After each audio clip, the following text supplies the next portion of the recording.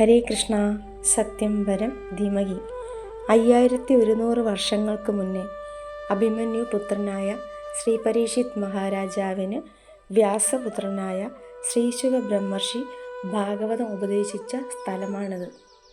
ശൃംഗി എന്ന മുനികുമാരൻ്റെ ശാപത്താൽ 7-ാം നാൾ തക്ഷകൻ കടിച്ച് മരിക്കും എന്നറിഞ്ഞ പരീക്ഷിത് മഹാരാജാവ് തൻ്റെ പുത്രനായ ജനമേജയനെ രാജാവാക്കി സകലതും ഉപേക്ഷിച്ച് ഗംഗാതീരത്തേക്ക് പുറപ്പെടുന്നു.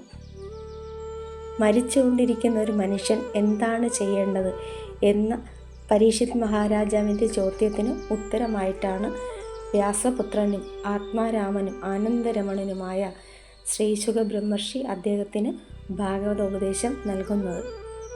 അന്ന് ആ ഭാഗവതോപദേശം നൽകിയ ആൽവൃക്ഷവും ഒക്കെ നമുക്ക് അവിടെ കാണാം. വളരെ ഭംഗിയായിട്ട് അവരത് സംരക്ഷിച്ചിട്ടുണ്ട്. അടുത്തു തന്നെ ശ്രീശുക ബ്രഹ്മർഷിയുടെയും പരീക്ഷിത് മഹാരാജാവിൻ്റെ ഒരു ക്ഷേത്രമുണ്ട്.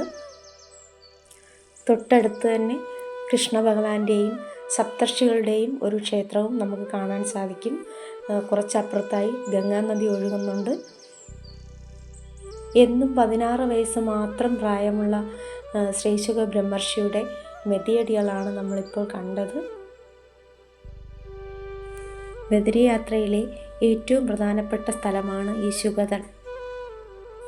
കുറച്ച് സമയം അവിടെ ഇരുന്ന് ഭാഗവതം വായിക്കാൻ സാധിച്ചു.